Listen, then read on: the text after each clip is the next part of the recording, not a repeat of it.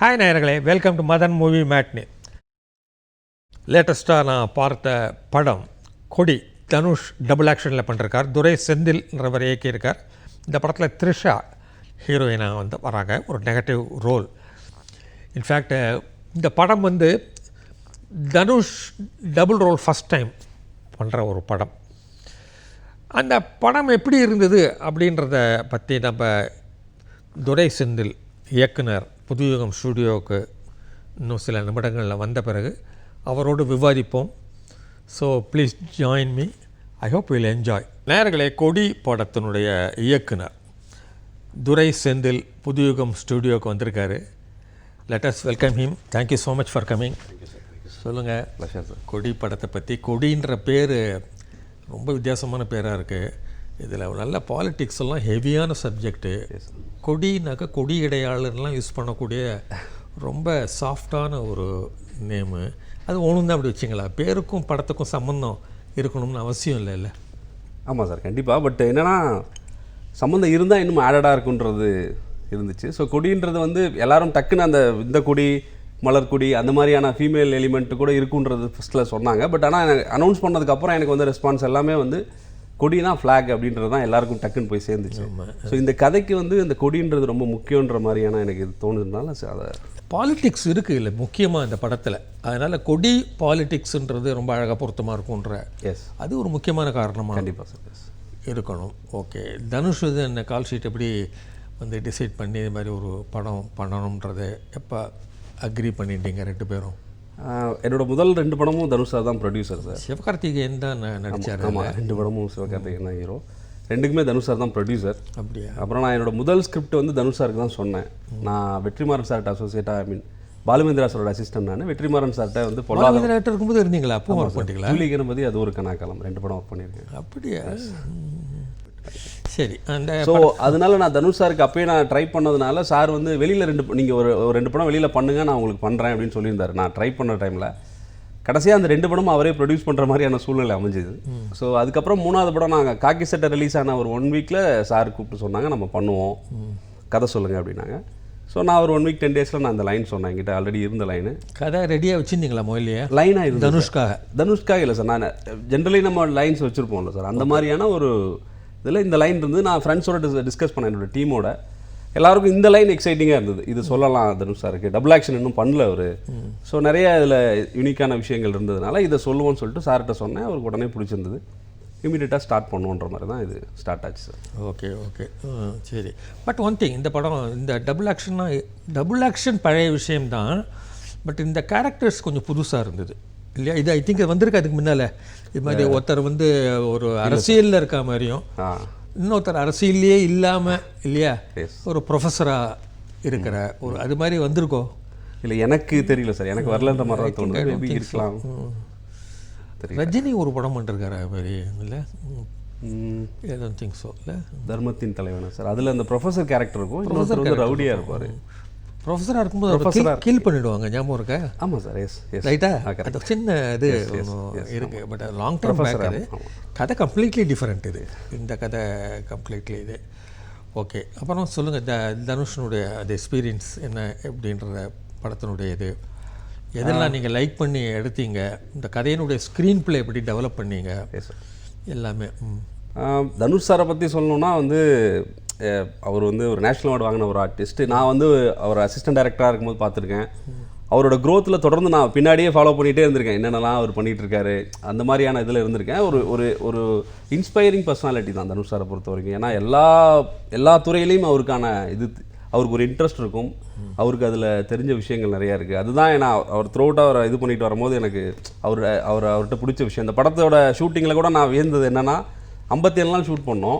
அதில் 3 ஸ்கிரிப்ட் அவரே எழுதிட்டார். 3 script work பண்ணார். அது போக லிரிக்ஸ் எழுதுறாரு. ஒரு படம் டைரக்ஷன் இப்போ ஸ்டார்ட் பண்ணிட்டார் அந்த படம். நான் எங்கள் படம் முடிஞ்சு வந்து கொஞ்ச நாள். ஆமாம். ஸோ அந்த மாதிரி ஒரு இன்ஸ்பைரிங் பர்சனாலிட்டி தனுஷ் சார்னா வெளியிலேருந்து சொன்னால் அவர் ஒரு ஆர்டிஸ்ட்டாக நம்ம அவரை பற்றி சொல்லணுன்ற அவசியம் இல்லை. ஏன்னா எல்லாருக்குமே தெரியும் அவர் எவ்வளோ ஒரு கதையினுடைய உள்ளே வந்து எப்படி அதை கான்ட்ரிபியூட் பண்ணக்கூடியவன்றது எல்லாருக்குமே தெரியும். ஸோ இந்த கதையும் அதே மாதிரி தான். அவரோட கான்ட்ரிபியூஷன், அவரோட இன்வால்மெண்ட்டும் அவரோட கான்ட்ரிபியூஷனும் தான் இந்த படத்தை ஓரளவுக்கு கொஞ்சம் கொஞ்சம் நல்ல விஷயங்கள் இதில் இருக்குது அப்படின்னு தெரிஞ்சால் வந்து அதுக்கு அவர் தான் முழுக்க காரணம். ஸோ அவர் சைடில் அவர் கொடுத்த கான்ட்ரிபியூஷனும் இந்த 2 கேரக்டருக்கான வேரியேஷன். நீங்கள் ஆஸ் எ டைரக்டர் லைக் பண்ண அவருடைய கான்ட்ரிபியூஷன் இந்த படத்தில் என்ன? இல்லை, ஃபுல் படமுமே அவரோட இதுதான் சார். குறிப்பிட்ட கான்ட்ரிபியூஷன்னா வந்து இல்லை, what kind of ideas he கிவ்ஸ்னோ ஒரு படத்தில் வந்து சீன் இது ஸ்க்ரீன் பிளேயும் போதே இல்லை சார், நான் என்ன ஃபுல்லாக எழுதி ரிட்டனில் கொடுத்துட்டேன். அவர் ஒரு ஃபுல் ஸ்கிரிப்டை படித்தார். ஃபஸ்ட்டு லைன் ரெடி பண்ணி தான் சார்கிட்ட கொடுத்தேன். ஆனால் அதுக்கு முன்னாடி அவர் ஓகேட்டார், ப்ராஜெக்ட் போனால் எல்லாம் டிசைன் ஆகிடுச்சு, எல்லாம் ரெடி பண்ணிட்டு இருக்கோம், ஆர்டிஸ்ட் பேசிகிட்டு இருக்கேன். அவர் ஃபைனலாக ஸ்கிரிப்ட் படிக்கணுன்ற மாதிரி கேட்டார். நான் ஃபுல் பவுண்ட் ஸ்கிரிப்ட் அப்படியே கொடுத்தேன் அவருக்கு. படிச்சுட்டு பேஜ் அவர் 10 பேஜுக்கு ஒரு தடவை எனக்கு கால் பண்ணுவார். இந்த இடம் படித்தா ரொம்ப நல்லா இருந்தது, இந்த இடம் படித்தா ரொம்ப நல்லா இருந்தது சொல்லுவார். சில டைலாக்ஸ் இன்புட் சொன்னார். இப்போ இந்த கொடி பறக்குதா வந்து அவர் சொன்னது தான், அது வந்து கதையில் இல்லை. ஸோ இந்த மாதிரி ஏதாவது அவன் சொல்லலான்ற மாதிரி சொன்னார். அப்புறம் ஒரு 2 இடத்துல டைலாக்ஸ் மட்டும் சொன்னார். அந்த த்ரிஷா ருத்ரா கேரக்டரோட பேசுகிற இன்ட்ராக்ஷன்ஸில் இந்த மாதிரி ஏதாவது ஒன்று இருக்கலாமா அப்படின்றது அளவில் மட்டும்தான் அவர் இன்புட் இருந்தது. ஸ்கிரிப்ட் சைடில் சொல்கிறேன். ஸோ இந்த ஸ்கெலிட்டன் எல்லாமே வந்து நாங்கள் என்னோட டீமோட உட்காந்து நான் ரெடி பண்ணது தான் அது. ஓகே. த்ரிஷா வந்து இது வரைக்கும் நிறைய சாஃப்ட் கேரக்டர்ஸும் நிறைய பண்ணியிருக்காங்க. ஃபஸ்ட் டைம் அவங்க ஐ திங்க் எஸ் சார் கொஞ்சம் நெகட்டிவ் கேரக்டர் பண்ணியிருக்காங்க. But are you happy with Trisha's? இது நான் ஃபீல் பண்ணது என்னென்னா, த்ரிஷானுடைய கேரக்டர் வந்து இன்னும் அது மாதிரி ஒரு உள்ளுக்குள்ளே ஒரு பெரிய வயலன்ஸ் இருக்குது அவங்களுக்குன்றத இன்னும் கொஞ்சம் டெவலப் பண்ணியிருக்கலாமோ ஒன்று கேரக்டரைசேஷன் நான் ஃபீல் பண்ணேன். அதாவது I don't want to compare, ஏன்னா நிறைய பேர் உங்ககிட்ட கம்பேர் பண்ணியிருப்பாங்க இல்லையா, இது அது மாதிரி சில நெகட்டிவ் கேரக்டர்ஸோட நான் கம்பேர் பண்ண விரும்பலை. பட் அவங்க வந்து ரொம்ப சாஃப்டாக இருந்தாங்க. நீங்கள் வந்து அவங்க ஒரு டபுள் ஆக்ஷன் இருக்குது அவங்களுக்குள்ள, டபுள் பர்சனாலிட்டி அவங்களும் இல்லையா. வெளியில் பாலிட்டிஷியன்ஸ் எல்லாமே டபுள் பர்சனாலிட்டி, அதை நீங்கள் காமிச்சிருக்கீங்க. ஏன்னா கடைசியில் நீங்கள் போடுற டேக் லைன் கூட அதானே, அந்த அதிகார போதை அப்படின்றது என்னன்றது வந்து இவங்கள ஒரு சிம்பிளாக இம்பார்ட்டன்ட் கேரக்டர் அது. பட் அவங்க கேரக்டர் ரொம்ப, அதாவது ஒரு அவங்கள பார்த்தா ஒரு சின்ன பயம் ஒன்று வராமல் இருந்தது, இவங்க என்ன பண்ணுவாங்க அப்படின்றது. ஸோ நீங்கள் என்ன ஃபீல் பண்ணீங்க அதை அவங்க கேரக்டரில்? அதாவது சஸ்பென்ஸாக வச்சிங்களேன், நல்லவங்க தான் இருக்காங்க, அவங்க கெடுதல் பண்ணுறதெல்லாம் சர்ப்ரைஸாக இருக்கட்டும் ஆடியன்ஸுக்கு. வெளியில் அவங்க உலகத்துக்கு எப்படி நல்லவங்களா இருக்காங்களோ அதே மாதிரி ஆடியன்ஸுக்கும் அவங்க நல்லவங்களா தானே இருக்கணுன்றீங்க நீங்கள். Correct sir. ஏன்னா நானே நேரில் சில விஷயங்கள் பார்த்துருக்கேன். எனக்கு நடந்த விஷயமே திடீர்னு பேப்பரில் ஒரு நாள் ஒரு நியூஸ் வரும், எனக்கு ரொம்ப க்ளோஸராக தெரிஞ்ச ஒருத்தர் ஒரு பெரிய விஷயத்த பண்ணியிருக்காருன்றது எனக்கு அப்புறம் பின்னாடி அவரை கேட்டால் ஆமாம் அவர் அப்படி அங்கே இருந்தார் இங்கே எப்படி இருந்தார் அப்படின்ற மாதிரி இருக்கும். நம்ம டெய்லியும் பார்த்துட்டு இருந்த ஒருத்தருக்குள்ளேயே வேற ஒரு விஷயம் நடந்திருக்குன்றது எல்லாமே நமக்கு தெரியல. ஸோ ஒவ்வொருத்தருக்குள்ளேயும் அந்த மாதிரி நிறைய விஷயங்கள் இருக்கும். அப்புறம் ஆடியன்ஸ்க்கு ஆஸ் அ ஸ்கிரிப்டாக ஒரு ஸ்க்ரீன் பிளேவாக ஒரு படமாக பார்க்கும்போது இந்த கேரக்டருக்குள்ள நடக்கிற விஷயங்கள் முதல்ல கூட அவள் வந்து ஒரு கேண்டிடேட்டாக செலக்ட் ஆகலைன்னா படத்துக்குள்ளே நான் பேசுகிறேன், அந்த மாதிரியான அவளுக்கு அடுத்தடுத்த விஷயங்கள் நடக்கலைன்னா கூட அவள் வேற மாதிரி இருந்திருக்கலாம். அந்த விஷயங்களோட தொடர்ச்சி தான் அவளை வந்து இந்த இந்த இந்த இந்த இடத்துக்கு புஷ் பண்ணுது. அது கூட அவளோட அந்த பின்னாடி உள்ளுக்குள்ளே இருக்கிற அந்த பிரச்சனைகளும் சேர்ந்து அவளை இந்த இடத்துக்கு புஷ் பண்ணுதுன்ற மாதிரி தான் ப்ளே பண்ணியிருந்தோம். ஸோ அதனால எனக்கு உடனே ஒரு நெகட்டிவ் கேரக்டர் அப்படி சொல்லணுன்ற அவசியமாக எனக்கு இதில் படலை. ஏன்னா அவங்களுக்கு நெகட்டிவ் கேரக்டருக்கான மியூசிக்லாம் கூட இல்லை அவங்களுக்கு. எஸ் அதெல்லாம் பண்ணலை நீங்கள். பட் அவங்க சொல்கிறாங்க டயலாகில், எனக்கு ரொம்ப ஆம்பிஷன் எனக்கு வந்து இல்லையா, அதான் ஒன்று கிடைக்கல அப்படின்னாக்கா நான் என்ன வேணாலும் பண்ணுவேன்ற மாதிரி டைப் ஆஃப். எஸ், அதான் முதல் சீனில் அந்த பாம்பை பிடிக்கிறது இது கொஞ்சம் வேறு மாதிரியான ஒரு பொண்ணு அப்படின்ற ட்ரேசஸ் மட்டும் இருக்கட்டும், அதை தாண்டி இவளுக்கான சுச்சுவேஷன்ஸ் வரும்போது இவள் வேறு மாதிரி கூட மாறுவான்ற அந்த சின்ன ஒரு இது இருந்தால் போதும், கைட்லைன் மட்டும் இருந்தால் போதுன்ற மாதிரி தான் நாங்கள் ட்ரீட் பண்ணோம். அது சினிமாவில் நல்லா இருக்குது, அது பாம்பை பிடிக்கிற மாதிரி பண்ணி மயக்கம் ஆகி ஒரு லவ் பண்ணணும், அதுக்கு ஒரு லவ் சீன் வைக்கணுன்றது வந்து ரொம்ப இம்பாசிபிள். இல்லை சார், என்னன்னா ஒரு சாங் வர்ற இடம் வந்து சார் ரொம்ப முக்கியம். ஸோ நம்ம அந்த கேரக்டரையும் சொல்லணும், ஒரு சாங் நமக்கு டேக் ஆஃப் ஆகும்போது ஆடியன்ஸுக்கு போர் அடிக்கூடாது, இந்த இடத்துல சாங் வந்துச்சுப்பா அப்படின்னு சொல்லுவாங்க அவங்க. ஸோ அது ஒரு யூனிக்கான ஒரு பாட்டுக்குமே ஒன்று பிடிக்க வேண்டிய கட்டாயம் இருக்குது. அதுவாக அமையும் போது சிலது கரெக்டாக வந்து உட்காந்துரும், சில சாங்ஸ்க்கு வந்து நம்ம பண்ண வேண்டிய கட்டாயம் இருக்கும். ஸோ எனக்கு அந்த மாதிரியான ஒரு சின்ன ஒரு கிமிக்குள்ளே போயிட்டு அப்படி சாங் போயிடும்ன்ற மாதிரியான தோணுனால வயலில் ஒரு டான்ஸ் ஒரு சாங் ஒன்று நல்லா இருந்தது அவங்க ஆடுறது. அதான் நான் என்ன பாட்டு ஞாபகம் இல்லை, சுழலின்னு ஒரு சாங். ஆமாம் நல்லா தான் 2-3 சாங்ஸ் நல்லா இருந்தது. மியூசிக் பேக் ரீரெக்கார்டிங் ரொம்ப வழக்கமான ரீரெக்கார்டிங்காக இருந்தது. ஓகே. அப்புறம் மற்ற கேரக்டர்ஸ் எல்லாம் ஒரு காளி ஒன்று பண்ணியிருக்காரு அவர் நல்ல ஒரு குணச்சித்திர நடிகராக ஆகிட்டு இருக்காரு அவர். ஆமாம் சார், கண்டிப்பாக. காமெடின்னு இல்லாமல் நல்லா is able to perform other characters of, அது நீங்கள் நல்லா எக்ஸ்ட்ராக்ட் பண்ணிருக்கீங்க. இல்லை தனுஷுக்கு சேலஞ்சிங்கான ஒரு ரோல், அது மாதிரி சீன்ஸு அவர் நிறைய நடித்து பார்த்துருக்கோம் இல்லை நம்ம. அந்த ஈவன் அவர் ஒரு ஆபத்து ஒன்று ஏற்படுறது இல்லை கடைசியில். அப்போ கூட நீங்கள் ஒரு க்ளோஸ்அப்பில் போய் அவருடைய ஃபீலிங்ஸ் எல்லாம் நீங்கள் ஆக்டிங் எல்லாம் கூட காட்டல. ஒரு டிஸ்டன்ஸ் லாங் ஷாட் தான் வருது. அது மாதிரி ஒரு ஃபீலிங் ஒன்று இருந்தது. சொல்லுங்கள், நீங்கள் சொல்லுங்கள் உங்கள் ஃபீலிங். இல்லை சார், ஏன்னா இது நீங்கள் அவர்கிட்ட தான் கேட்கணும்னு நினைக்கிறேன். ஏன்னா அவர் எது எக்ஸைட் பண்ணுச்சுன்னு எனக்கு தெரியல. பட் ஓவராலாக இந்த கதையில் நிறையா மொமெண்ட்ஸ் இருக்குன்றதை வந்து அவரே சொன்னது. ஸ்கிரிப்ட் படிக்கும் போது ஆனால் அந்த மொமெண்ட்ஸ், அந்த பொண்ணு அந்த ருத்ரா கேரக்டர் வந்து கொடியை கொல்லும் போது இருக்கிறது வந்து எனக்கு ஹாண்டிங்காக இருந்தது படிக்கும் போதே அப்படின்னு சொன்னார்.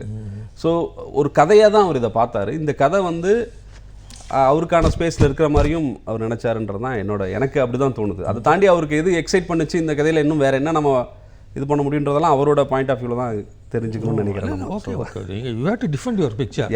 அதை பற்றி நான் சும்மா உங்களுக்கு உசுப்புறதுக்காக கேட்பேன், என்ன சொல்கிறீங்க. இல்லை, அவருக்கு வந்து அந்த மொமெண்ட்டும் அப்புறம் திரும்பவும் அன்பு வந்து கொடியாக மாறி வர்ற அந்த ட்வின்லெஸ் ட்வின்ற அந்த ஒரு கான்செப்ட் இருக்கு. ஓகே ஓகே, ஸோ அது ஆடி ஒன்று தான் சேஞ்சு பண்ணுறீங்களே தவிர ஆக்டிங் வந்து ஒரே இது மாதிரி தான்.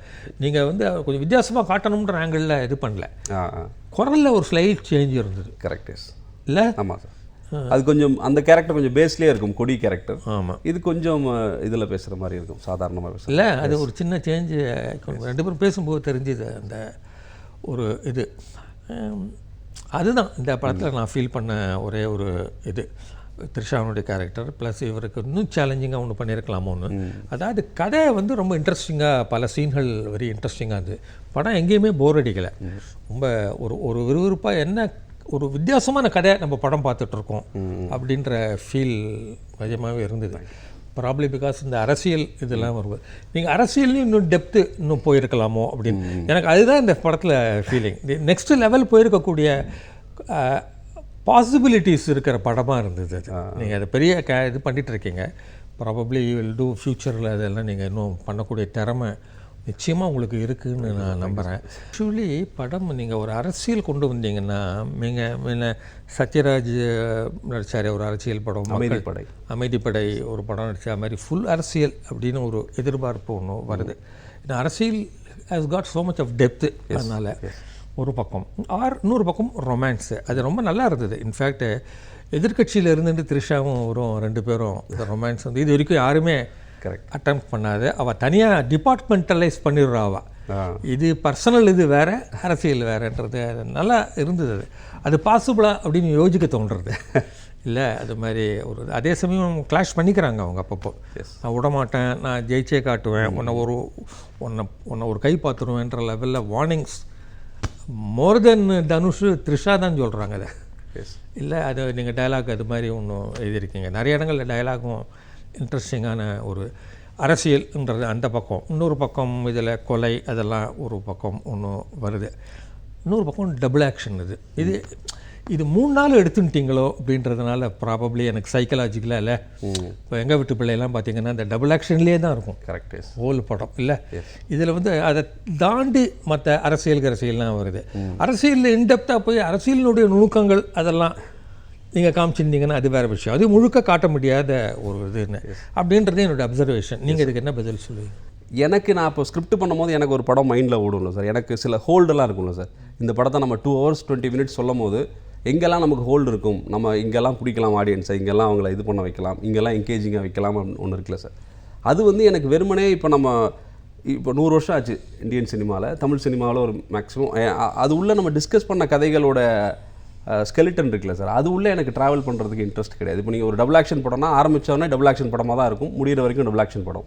அப்படி கேட்டகரைஸ் பண்ணுறதுல எனக்கு விருப்பம் இல்லை. ஏன்னா அப்படி கேட்டகரைஸ் பண்ணப்பட்டால் படங்கள் பெரிய ஹிட் ஆகுன்றதுல இருக்குது. இருந்தாலும் எனக்கான ஹோல்டு இல்லாமல் போயிடுமோ. ஸோ அடுத்தடுத்த விஷயங்கள் அவங்களை இன்ட்ரெஸ்ட் பண்ணணுன்ற மாதிரியான ஒரு ஸ்க்ரீன் ப்ளே பண்ணணுன்ற ஒரு அது ரைட்டாக தப்பான்னு எனக்கு தெரியல. இப்போ நான் ஜஸ்ட் டிஸ்கஸ் பண்ணுறேன். எனக்குள்ள இருக்கிறத நான் நல்ல பதில் நீங்கள் இப்போ சொன்னது நல்ல பதில் தான். அது கிளிஷே தான் அது. எஸ், ஒரு ரொட்டீனான ஒரு இப்படி ஆரம்பித்த படம் இப்படி தான் முடியும்னு நம்ம நிறைய பார்த்துட்டோம். ஸோ பார்த்த மனநிலையிலிருந்து அவங்கள வெளியில் கொண்டு வந்து இப்படியும் இருக்கும். சில படம் இன்டர்வலில் யூஸ்வலாக என்ன நினைப்பாங்க, அந்த தம்பி கேரக்டர் செத்து போயிடும், அண்ணன் வந்து பழி வாங்குவான்றது தான் எல்லாரோட மைண்டாக இருக்கும் இந்த மாதிரி கதைகளில் பார்க்கும்போது. ஏன்னா அவன் தான் ஒரு மாதிரி சாஃப்டாக இருக்கான், ஒரு ப்ரொஃபஸர், அவனை ஈஸியாக எல்லாரும் அடிச்சிடலாம். அண்ணன் ஒரு இதாக இருக்கான போது அவனை ஈஸிலி அந்த மாதிரியான ஒரு கதைக்கான ஸ்பேஸ் அதில் இருக்குன்ற மாதிரியே இருக்கும். ஸோ அதுவும் நான் இதில் இருக்காது. எஸ் ஆமாம். ஸோ அதை உடைச்சி நம்ம வேற ஒன்று சொல்கிறது. ஸோ இப்போ என்ன, நம்ம பார்த்த பழகிய சினிமா இதிலேருந்து அவங்கள வெளியில் எடுத்துகிட்டு வந்து ஒரு கதை சொல்கிறது எனக்கு ஒரு சேலஞ்சிங்கான எனக்கு இன்ட்ரெஸ்டிங்கான ஒரு இதாக இருக்குன்றது அது கரெக்டு தான். அது அதனால் என்ன ஆயிடுச்சு நம்மளுக்கு இது மாதிரி ஒரு டபுள் ஆக்ஷன் பார்த்த மாதிரி ஞாபகம் இல்லை. இது வந்து இன்னும் கொஞ்சம் ரியலாக இருக்குது. 2 பேருக்கும் 2 லைஃப் தனித்தனியாக அப்படி தான் இருக்க முடியும். கரெக்டு. பட் நீங்கள் டயலாகில் என்ன சொல்கிறீங்க, அந்த ஒரு ட்வின்னு வந்து இன்னொருத்தராகவே மாறுவான், அவருடைய இதெல்லாம் இவருக்கு இருக்கும் அப்படின்லாம் சொல்கிறது சயின்டிஃபிக்காக எந்த அளவுக்கு இது கரெக்டாக? அது நீங்கள் விசாரிச்சிங்களா எங்கிட்ட டாக்டர்? ஆமாம் சார், நான் இப்போ கூகுளில் ட்வின்லெஸ் ட்வின் நீங்கள் அடிச்சிங்கன்னா ட்வின்ஸோட அந்த ப்ராப்ளத்தை பற்றி சொல்கிறாங்க சார் நிறைய. அதில் என்னென்னா கருவிலேயே இப்போ நமக்கு வந்து ஒரு 2 குழந்தையா கருவாக உருவாகும் போதே ஒரு குழந்தை ஒரு கரு அழிஞ்சிட்டு ஒரு குழந்தை மட்டும்தான் பிறக்குதுன்னா கூட வெளியில் வர்ற அந்த இன்னொரு அந்த குழந்தைக்கு வந்து சைக்கலாஜிக்கலான ஒரு பிரச்சனை இருக்கும். அதாவது தான் கூட ஒருத்தர் இருந்து இழந்துட்ட மாதிரியான ஒரு இது இருக்குன்றது மெடிக்கலி ப்ரூவ்டு சார். ஸோ அதுக்கான நான் சொன்னது அந்த இன்ஃபர்மேஷன்ஸ் எல்லாமே நான் இதுலேருந்து எடுத்தது தான். சொல்லுங்கள், என்ன இன்ஃபர்மேஷன் சொல்லுங்கள், ஆடியன்ஸ் அது புரிஞ்சுக்கிட்டாது. இல்லை, அந்த ட்வின்லெஸ் ஆர்வம் வரும் படம் பார்க்க. ட்வின்லெஸ் ட்வின்றது வந்து அதான் ஒரு ட்வின்ல பிறக்கிறதுக்கு முன்னாடியே கூட கருவில் உருவான ஒரு குழந்தை கூட கருவிலேயே அந்த குழந்தை அழிஞ்சிட்டா கூட இன்னொரு பிறக்கிற குழந்தைக்கு வந்து தான் ஒருத்தரை மிஸ் பண்ணிட்டோம் அப்படின்றது இருக்கும். வெளியில் வந்ததுக்கப்புறம் சின்ன வயசில் குழந்தை ட்வின்ஸாக பிறந்ததில் ஒரு குழந்தை இறந்து போச்சுன்னா இன்னொருத்தங்களுக்கு தன்னோட ஹாஃப் வந்து இல்லைன்றது வந்து லைஃப் லாங்குமே அவங்களுக்கு அந்த சைக்கலாஜிக்கல் ஃபீல் இருக்கும். நம்ம எதையோ இழந்துட்டோம் லைஃப்லன்னா அவங்களுக்குள்ள சின்ன சோகம் வந்து எப்பயுமே மைண்டில் இருக்கும் அப்படின்றது மெடிக்கலி. பட் அவர் தான் கொடி, அவர் தான் அன்பு அப்படின்ற டயலாக் வருது இல்லையா? ரெண்டுமே ஆமாம் தான், கொடி நான் தான் அன்பு, ரெண்டுமே இல்லை. அந்த லிபர்ட்டி வந்து நான் ஸ்க்ரீன் பிளேக்காக எடுத்துக்கிட்டேன் சார். இந்த பேக்ரவுண்ட் உள்ள நம்ம ஒரு கதை பண்ணோம்னா ஓகே. ஸோ ஜென்ரலி அந்த விஷயமும் இருந்தது. அதில் ஒரு டைலாக் நான் வச்சிருந்தேன். அதாவது அவங்க எப்படி இறந்தாங்களோ அதே மாதிரி நம்மளும் இறந்து போயிடணும் அந்த ட்வின்ஸில் சொல்கிறேன் சார். அது வந்து அவங்க சொன்ன விஷயம், அது இருக்கிற விஷயம். ஸோ அப்படி இருந்தால் அதுக்கு இன்னொன்று இது இருக்கும் இல்லையா, அவன் வாழ்க்கையும் சேர்ந்து வாழணும்னு ஆசைப்படலாம் இல்லையா, அது இன்னொரு ஆஸ்பெக்ட் இல்லையா. ஸோ அதனால நான் அதை நம்ம கதவுள்ள வைப்போம், நமக்கு இந்த கதவுள்ள அது தேவைப்படுதுன்ற மாதிரி எனக்கு தோணுச்சு. ஸோ அதனால் நான் அதை அப்படியே இன்கார்பரேட் பண்ணேன். மற்றபடி நீங்கள் ரசித்து எடுத்த இது என்ன, இதில் இந்த சீன் ரொம்ப உங்களுக்கு சாட்டிஸ்ஃபைடாக வந்தது நான் எதை சொல்லுவீங்க? எந்த செக்மெண்ட் இந்த படத்தில்? எல்லாமே எனக்கு சாட்டிஸ்ஃபைடாக நான் எடுத்தது தான் சார். இதுவும் சாட்டிஸ்ஃபைடாக ஆகாமல் நான் விடலை. எல்லாமே எனக்கு எக்ஸைட்டிங்காக இருந்ததுன்னா வந்து அந்த நீங்கள் சொன்ன மாதிரி அந்த அன்பு கொடியாக வர்ற சீனு, அதுக்கப்புறமா இருக்கிற விஷயங்கள், அப்புறம் எனக்கு அந்த அம்மாவோட சீன்ஸ் ஆஃப்டர் கொடி டெத்துக்கு அப்புறமா கொடி அம்மாவோட பேசிட்டு போகிற அந்த சீனு, அதுக்கப்புறம் டெத்துக்கு அப்புறமா அம்மாவுக்கும் அன்பு ருத்ராக்கு நடுவில் இருக்கிற சீன்ஸ், அந்த மாதிரியான எமோஷனல் சீன்ஸ் உள்ள எனக்கு அது எடுக்கும்போது பயங்கர எக்ஸைட்டிங்காக. சரண்யாவுக்கு திருப்பி இதே மாதிரி ரோல் எல்லாரும் நீங்கள் கொடுத்துட்ருக்கீங்களே, அது பாவம் அவங்க என்ன ஃபீல் பண்ணுறாங்க? அவங்க கதையை கேட்கும்போது ஒன்றும் சொல்லலையே, அவங்க எத்தனை கதைகள் இப்படியே கொடுப்பீங்கன்னு. பட் என்ன பண்ண முடியும் சார், நல்லா பண்ணுறாங்க, நல்லா பண்ணுறாங்க. அதுக்கு தாண்டி நம்ம யோசிச்சாலே அவங்க தான் மைண்டில் வர்றாங்க அம்மானா. ஓகே, இவ்வளோ ஷேட்ஸ் இருக்கும் போது இதை கரெக்டாக பண்ணக்கூடிய ஒரு அம்மா யாருன்னும் போது டக்குன்னு அவங்க மைண்டில் வராங்க. அதை நம்ம தவிர்க்க முடியல. பொள்ளாச்சியில் தான் கம்ப்ளீட்டாக இல்லையா? நம்ம பொள்ளாச்சி நான் நிறைய பேர்கிட்ட கேட்கணும்னு நினச்சேன், அந்த பொள்ளாச்சியினுடைய அட்ராக்ஷன் என்னன்னு. உதாரணமாக இப்போ கும்பகோணம் போயிருந்தோம்னா, திருச்சி போயிருந்தேன், அங்கே வில்லேஜஸ்லாம் அவ்வளோ அழகான வில்லேஜஸ்லாம் இருக்குது. பட் திருப்பி பொள்ளாச்சியிலே பண்ணுறீங்க. வித்தியாசத்துக்காவது தமிழ்நாட்டில் பொள்ளாச்சி மட்டும்தான் இருக்கா? அது மாதிரி என்னென்னா சார், எனக்கும் தெரியல பொள்ளாச்சி எப்படி இருக்குன்னு தெரியல. நான் இந்த படத்துக்குன்னு ஃபிக்ஸ் பண்ணிவிட்டு நான் லொக்கேஷன் பார்க்கும்போது தான் நான் கண்டுபிடிச்சேன். பொள்ளாச்சி டவுன்லேருந்து நீங்கள் எந்த டைரெக்ஷனில் 25-30 கிலோமீட்டர்ஸ் போனாலும் அங்கே வேறு ஒரு லேண்ட்ஸ்கேப் இருக்குது. ஒரு ஹில் பேக்ரவுண்டில் ஒரு இருக்குது, ஃபுல்லாக தென்னை மரம் இருக்கிற இடம் இருக்குது, வயல் இருக்கிற இடம் இருக்குது, நல்ல பழைய வீடுகள் 60-70 இயர்ஸ்க்கு முன்னாடி இருக்கிற வீடுகள் இருக்கிற ஊருங்கள்லாம் இருக்குது. ஸோ பொள்ளாச்சி முன்னாடி வந்து பொருளாட்சி அப்படின்னு சொல்லுவாங்க அந்த ஊர் பேர். ஏன்னா நிறைய குதிரைகள் வாங்குறதுக்கு நிறைய பழம் காலத்தில் வந்து ஆமாம். ஸோ ரொம்ப ஃபேமஸாக இருந்த ஒரு ஊருன்ற மாதிரி அங்கே நான் விசாரித்தப்போ சொன்னாங்க. ஸோ அதோட மிச்ச சொச்சம் இன்னும் இருக்குது அந்த ஊரில். வசதியாக வாழ்ந்த பெரிய ஆட்களுடைய வீடுகள் எல்லாரும் ரொம்ப ஈஸியாக ஷூட்டிங் கொடுக்குறாங்க. எல்லாம் யூஸ்டு. அங்கே நிறைய பேருக்கு ஷூட்டிங்னா என்னன்னு தெரியுது. நாங்கள் காமெடியாக கூட சொல்லுவோம், க்ரௌடை தள்ளி நீங்கள் சொன்னால் என்ன தம்பி 50 தானே போட்டிருக்கீங்க, வராது போங்க, லென்ஸ் ரேஞ்சே அவங்க சொல்லுவாங்க. அப்படியான்ற அந்த மாதிரி ஒரு காமெடியெல்லாமே இருக்காங்க. ஸோ அந்த மாதிரி அந்த மக்களுக்கும் தெரியும் ஷூட்டிங்னா தனுஷ்னா ஒரு நாள் 2 நாள் பார்ப்பாங்க. அப்புறம் ஓகேப்பா தனுஷ் சார் படமா, ஓகே வரோம் நாங்கள் கிளம்பி வேலைக்கு போயிடுவாங்க. ஸோ இந்த மாதிரி நிறைய விஷயங்கள் வந்து பொள்ளாச்சியில் நமக்கு டக்குன்னு சீன் எடுத்துகிட்டே இருப்போம். ஒரு ஷிஃப்டிங் போட்டு ஆஃப்டர் லஞ்சுக்கு அப்புறம் சாங் எடுக்கலாம். மழை பேக்ரவுண்டில் நல்ல ட்ரிஸ்லிங் இருக்கிற மாதிரியான வேற ஒரு நமக்கு இதுவே இருக்கும். ஸோ உள்ளே போக அந்த மாதிரியான சேஞ்சஸ் நிறையா இருக்கும். டேம் இருக்குது, ஸோ நிறையா விஷயங்கள் இருக்குது. ஸோ அப்போ தான் நான் யோசித்தேன், எல்லாரும் பொள்ளாச்சிக்கு ஏன் வந்தாங்கிறது இப்போ தான் புரியுது. ஒரு சின்ன பட்ஜெட்டில் நம்ம எல்லா சைடும் நம்ம ஒரு படம் எடுக்கிறதுக்கான எல்லா விஷயங்களும் பொள்ளாச்சியில் இருக்குது. ஸோ நீங்கள் ஃபஸ்ட் டைம் போயிருக்கீங்க பொள்ளாச்சி? இது ஆமாம் சார், ஃபஸ்ட் டைம். அப்படியா? ஸோ ஓகே எனக்கு தேவையில்லை, இன்ட்ரெஸ்டிங்காக இருந்தது நீங்கள் சொன்ன பாயிண்ட்டு. ஸோ வித்தியாசமான படம் இது தனுஷனுடைய இதுன்றது. என்னன்னாக்கா இது ஒரு 75% போயிட்டு மேலே ஒரு 25% சில விஷயங்கள் இன்னும் கொஞ்சம் பவர்ஃபுல்லாக, அரசியல்னால் இன்னும் கொஞ்சம் பவர்ஃபுல்லாக டீல் பண்ணுறதுன்றது இல்லை. அந்த த்ரிஷானோட கேரக்டர் இன்னும் கொஞ்சம் பவர்ஃபுல்லாக என்ன கைண்ட் ஆஃப் உமன் அப்படின்றதெல்லாம் தான் கொஞ்சம் கொஞ்சம் மிஸ்ஸிங்கை தவிர இந்த கதை அண்ட் இது இருக்குது பாருங்கள், இந்த screen play and whole story is very different. நீங்கள் ஹேண்டில் பண்ணிருக்கிற ஸ்டோரியை கன்ஃபியூஷன் இல்லாமல் நீங்கள் எடுத்தது வந்து ஒரு இன்ட்ரெஸ்டிங்கான ஒரு படமாக அமைஞ்சது இது, with Dhanush acting and all that. So all the best. என்ன பிளான் வச்சுருக்கீங்க ஃப்யூச்சர் இதில்? நீங்கள் நிறைய லைன் வச்சுருக்கேன்னு சொன்னீங்களே. ஆமாம் சார், இல்லை எது அமைதோ நமக்கு அடுத்தது என்னன்றது. அடுத்த படம் பண்ணும்போது, அதாவது இந்த படம் முடியும் போதே அடுத்த படத்துக்கு ரெடி பண்ணுவாங்க நம்ம அது. ஆமாம் சார், அப்படியும் ஒர்க் பண்ணுறோம். பட் சில சமயங்களில் தான் அது நடக்கும், பல சமயங்களில் அது முடிஞ்சதுக்கப்புறம் தான் நமக்கு எல்லாமே டிசைன் ஆகும். ஸோ இது இன்னும் ஃபைனல் ஆகலை சார், பேசிகிட்டு இருக்கோம். எப்படி இருக்குது ஃபீட்பேக் இந்த படத்துக்கு? எல்லா இடங்களும் போய் நிறைய கொஞ்சம் கன்ஃபியூஸ்டாக இருக்குது சார் இந்த படத்தில். ஏன்னா இப்போ ஃபஸ்ட்டு 2 படத்துக்குமே எனக்கு சரியான லெவலில் தான் எல்லோரும் ஒரே மாதிரி சொன்னாங்க. இந்த படத்தில் கொஞ்சம் கன்ஃபியூஸ்டாக ஆகிற மாதிரியான நிறைய விஷயங்கள் இதில் இருக்குது. ஸோ அதை நான் எப்படி நம்ம எது லேர்ன் பண்ணிக்கணும், எதை அன்லேர்ன் பண்ணணுன்றதை நான் கற்றுக்கிறதுக்கே எனக்கு இன்னும் ஒரு 10-15 டேஸ் வேணும்னு நினைக்கிறேன். ஏன்னா நிறைய பேர் வந்து ஃபஸ்ட் ஹாஃப் சூப்பராக இருக்குது. ஏன்னா என்னை பொறுத்த வரைக்கும் பர்சனலி ஃபஸ்ட் ஹாஃபில் வந்து நான் ஒன்றும் கதையே சொல்லலை, வெறும் கேரக்டர் இன்ட்ரொடக்ஷனும் 3 song comedy, towards the end வந்து ஒரு ட்விஸ்ட்டோட நான் முடிச்சிருப்பேன். எனக்கு செகண்ட் ஹாஃப் தான் என்னோட ஹோல்டு. இந்த படத்தினுடைய எல்லா சேஞ்சஸ், எல்லா விஷயமும் செகண்ட் ஹாஃப் தான் இந்த படத்தினுடைய ஹார்ட்ன்றது தான் என்னோட மைண்டில் ஃபீல் பண்ணுறேன். ஆனால் சில பேர் வந்து செகண்ட் ஹாஃப் வந்து போர் அடிக்குது, எங்களுக்கு யூஸ்வலாக இருக்குது அப்படின்ற மாதிரியான சில ஃபீட்பேக்ஸும் எனக்கு வந்துச்சு. ஸோ அப்போ எங்கே மிஸ்டேக் ஆகுதுன்றதை நான் கண்டுபிடிக்கணுன்ற மாதிரியான இதில் இருக்கேன்.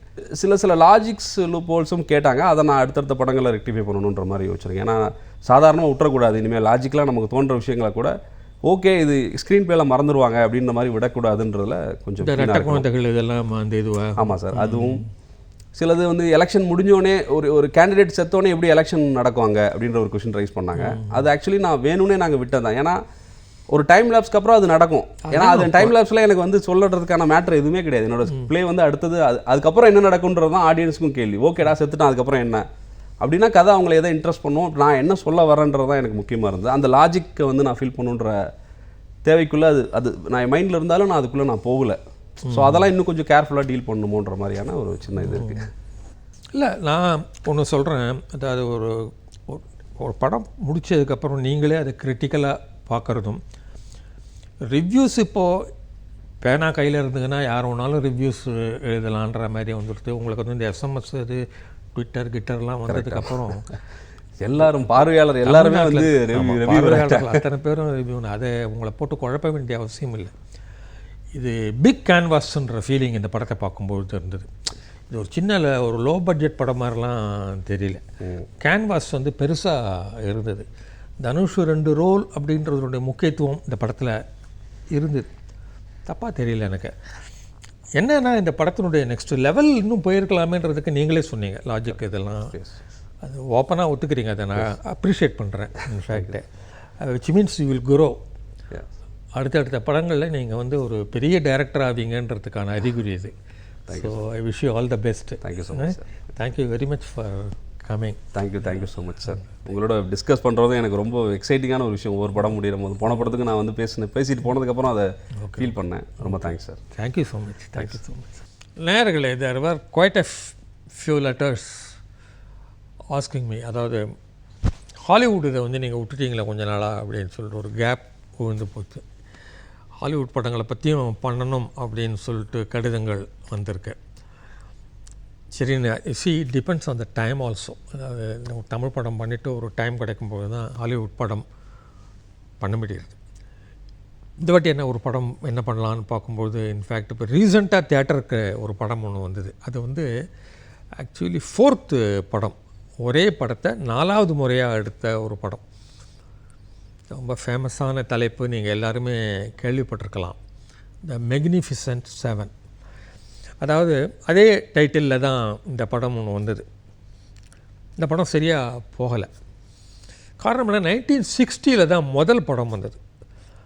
தி மெக்னிஃபிசன்ட் 7 அப்படின்ற அந்த படம் வந்து ஒரு பெரிய வெற்றி அடைந்த ஒரு படம். 138 minutes லாங் தான். இட்ஸ் நாட் ஃபார் ஹாலிவுட் படத்தினுடைய லெங்க்த்தை விட கொஞ்சம் அதிகம். இது ஜான் ஸ்டர்ஜஸ் அப்படின்றவர் டைரக்ட் பண்ண ஒரு முக்கியமான ஒரு படம். அது அந்த படம் சென்னைக்கு வந்தபோது, சென்னையிலையும் ஐ டோன்ட் நோ 100 days ஓடித்தா தெரியல, நிச்சயமாக 50 நாளுக்கு மேலே நல்ல ஹவுஸ்ஃபுல்லாக போன ஒரு படம். அது நிறைய பேர் அந்த டைமில் பார்த்தாங்க. 1961 62 வந்தது அந்த படம். இந்த படத்தினுடைய கதை இருக்குது பாருங்கள், அது வந்து எத்தனை வாட்டி ஒன்றாலும் எடுக்கலாம். ரொம்ப அற்புதமான ஒரு கான்செப்ட் ஒன்று எடுத்துட்டாங்க.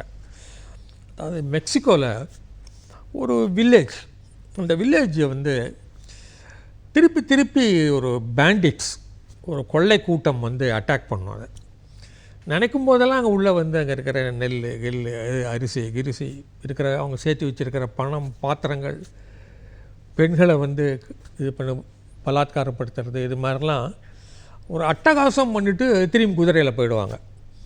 அவங்க ஒரு எல்லைக்கு வெளியில் இருக்கிற ஒரு கொள்ளை கூட்டம். அது ரொம்ப நொந்து போயிடுவாங்க. இந்த வில்லேஜ் ரொம்ப அமைதியான ஒரு வில்லேஜ். கடைசியில் ஊர் பெரியவங்கள்லாம் சேர்ந்து நம்ம இதை சும்மா அனுமதிக்க முடியாது, நம்ம ஏதாவது பண்ணணும் அப்படின்னு சொல்லிட்டு தே வில் டிசைட். நம்மளுக்கு சண்டையை போட தெரியல, நம்மளாம் ரொம்ப அப்பாவிகளாக வாழ்ந்துட்டுருக்கோம், கொஞ்சம் சண்டை போட தெரிஞ்ச யாரையாவது நம்ம ஹெல்ப்பு கேட்கணும் அப்படின்னு சொல்லிட்டு எல்லோரும் பணம் கலெக்ட் பண்ணி கொடுத்து ஒரு பெரியவரை அனுப்புவாங்க.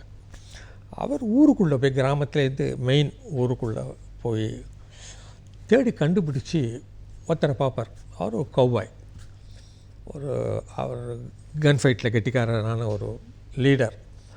யூல் பிர்னர் பண்ண ரோல் அது. யூல் பிர்னர்னு ஒரு மொட்டை அடிச்சுன்னு தான் இருப்பார். கடைசி வரைக்கும் மொட்டையோடைய இருந்த ஒரே ஆக்டர், ஹாலிவுட் ஆக்டர் அவர் தான். டெல்லி சாவலாஸ்னு ஒருத்தர் இருந்தார், அவரும் மொட்டை. ரெண்டு பேர் சொல்லலாம். அவர் வில்லனா ஒருவர், ஒரு ஹீரோ. அவர் முதல்ல ரெஃப்யூஸ் பண்ணுவார். இதெல்லாம் கிராமத்தில் வந்து நான் என்ன பண்ணுறது, அதுக்கு நாங்கள் என்ன பண்ண முடியும் அப்படின்னு. இல்லை நீங்கள் வரணும்னா ஒரு ஆள் வந்து என்ன பண்ண முடியும்னு போது அவங்க எவ்வளோ பேர் வந்து ஒரு ஐ திங்க் ஒரு 100 பேருக்கு மேலே ஒரு கொள்ளை கூட்டம். அது கடைசியில் ஒரு ஒத்துப்பார். அவங்க பணம் கலெக்ட் பண்ணி கொடுத்து எங்கள் கிராமத்தை காப்பாற்றணும்னு ஒரு இறக்கப்பட்டு, சரி என்னால் முடிஞ்சதை பண்ணுறேன்னு சொல்லிட்டு ஒரு 7 பேர் செலக்ட் பண்ணுவார். அவரையும் சேர்த்து 7 பேர், ஒவ்வொருத்தரும் ஒரு வயசில் கில்லடி. அது வந்து James Coburn, Charles Bronson, Steve McQueen அவங்கெல்லாம் நடித்த ஒரு ரோல் அது. அவங்க எல்லாருமே புதுமுகம் எக்ஸப்ட் யூல் பிர்னர். இந்த படத்துக்கு பிறகு அவங்க எல்லாருமே ஃபேமஸ் ஆனாங்க, நிறைய படங்கள் பண்ணாங்க ஹீரோவாக. அவ்வளோ பவர்ஃபுல்லான ஒரு ரோல் எல்லோரும் பண்ணது. அந்த 7 பேரும் குதிரையில் ஏறிண்டு இந்த வில்லேஜுக்கு வருவாங்க. இந்த வில்லேஜுக்கு வந்து நெக்ஸ்ட்டு டைம் கொள்ளை கூட்டம் வந்தபோது அவங்களுக்கு மிகப்பெரிய எதிர்ப்பு காத்து கொண்டு இருக்கும். அதுக்குள்ளே அவங்க வில்லேஜ் பீப்புளெல்லாம் ட்ரெயின் பண்ணி, கன்னிலெல்லாம் ட்ரெயின் பண்ணி, கன் ஷூட்டிங் எல்லாம் இவங்க முன்னேறி நின்று அந்த கிராமத்தை பாதுகாப்பாங்க. இதை நிலை குலைந்து போய்விடக்கூடிய அளவுக்கு கொள்ளை கூட்டம் வந்து எதிர்பார்க்காது. இஷ்டப்படி வந்து அட்டகாசம் பண்ணவங்க வந்து செம்ம அடி வாங்கிட்டு திரும்பி போகிற அளவுக்கு ஆகிடும். அதுக்கு பிறகுலாம் கூட ட்ரை பண்ணுவாங்க, முடியவே முடியாது. இதுதான் கான்செப்ட். இந்த படத்தினுடைய கான்செப்ட்னும் ரைசிங் ஃப்ரம் தி ஆஷட்ஸ்னுவாங்க. அது மாதிரி ஒரு கிராமத்தில் அப்பாவி மக்கள்லாம் ஒரு கொள்ளை கூட்டத்தை எதிர்த்து நிற்கிறதுன்ற concept trained by cowboys led by Yul Brynner அப்படின்றதும், இந்த கேரக்டரைசேஷன் ஒவ்வொருத்தரும் ஒரு டைப், அதுவும் மிகப்பெரிய ஒரு ஹிட்டாக இந்த படம் அமைந்தது. என்னாச்சுன்னாக்கா இந்த படத்துக்கு பிறகு இந்த ரிட்டர்ன் ஆஃப் த மெக்னிஃபிஷியன்ட் 7 அது மாதிரி அந்த பல return of the 7, magnificent 7 rides again அப்படின்லாம் வெவ்வேறு பேரில் இந்த மெக்னிஃபிசன்ட்டுன்ற வேடை மட்டும் வச்சு 3 படம் வந்தது. 3 படமும் ஃப்ளாப் ஆகிடுச்சு. இந்த படம் ஒன்று தான் நின்றுது ஒரு அல்டிமேட் படம்னு. அது அவ்வளோ டெம்டிங் இந்த படத்தை எடுக்கிறதுக்கு. கௌபாய படத்துக்கு ஒரு ஐடியா ஒன்று அதனால் இப்போ ரீசெண்டாக ஒரு மெக்னிஃபிசன்ட் டென்சில் வாஷிங்டன்லாம் வச்சு ஒரு லேட்டஸ்ட் இதில் வந்தது. சில பேர் நல்லா இருக்குன்னாங்க, அதுவும் பெருசாக போகல, ஒரிஜினல் மாதிரி இல்லைன்னுட்டாங்க. அதான் பியூட்டியே. எப்போயுமே ஒரிஜினல் 1940 எடுத்திருந்தாலும் கூட இன்னி வரைக்கும் ஒரிஜினலை கூட பெட்டராக அப்படின்ற படம் ஒரு சினிமா சரித்திரத்தில் ஏதாவது ஒன்று ஆகியிருக்கலாம். ரீமேக் அல்லாமல் சீக்வல் நல்ல ஹிட் ஆகிருக்கும். இப்போ டெர்மினேட்டர் 2 அப்படின்ற வந்து 2வது படம் இருக்குது பாருங்கள், அது வந்து நிறைய பேர் சொல்கிறாங்க டெர்மினேட்டரோட இன்னும் பெட்டர் அப்படின்னு. அது மாதிரி ரொம்ப ரேராகலாமே தவிர கம்ப்ளீட் ரீமேக் வந்து ஓல்டு படத்தை 1935 வந்த ஒரு படத்தை கூட நீங்கள் ரீமேக் பண்ணி இப்போ நீங்கள் 2016 கிரிட்டிக்ஸ் பார்த்துட்டு 37 படம் மாதிரி வராது அப்படின்வாங்க. அதே காலகட்டத்தில் உங்களுக்கு 37லேயும் 40லேயும் கிரேட் மூவிஸ்லாம் வந்திருக்கு. நீங்கள் பிளாக் அண்ட் ஒயிட் படங்கள்லாம் அது ஒரு லிஸ்ட் எடுத்து நீங்கள் ஒவ்வொரு படமாக பார்த்தீங்கன்னாக்க பிரமிச்சு போயிடுவீங்க. அது மாதிரி இந்த படத்தினுடைய லெங்க்த்தும் இன்னும் டயலாக்ஸ் கொஞ்சம் அதிகமே தவிர அந்த கான்செப்டும் ஆக்ஷன் சீன்ஸும் இதில் சில பேர் கடைசியில் பண்ணுற சாக்ரிஃபைஸ் இதெல்லாம் நான் சொல்கிறது 1960 வந்த அந்த மெக்னிஃபிசன்ட் 7 ஆப்பர்ச்சுனிட்டி கிடச்சிங்கனாக்கா நியாயமாக பிக் ஸ்க்ரீனில் பார்க்க முடியுமா அப்படின்றது டவுட்டு தான். அட்லீஸ்ட் ஓகே டவுன்லோட் பண்ணி அது டிவிடியில் நீங்கள் டிவியில் பார்க்கலாம். யூ வில் ரியலி என்ஜாய் ஒரு absorbing engrossing movie Magnificent 7. So that's all for this week நேயர்களே. மீண்டும் அடுத்த வாரம் இன்னொரு படம் அல்லது 2 படங்களோடு உங்களை சந்திக்க வருவேன். Until then bye by.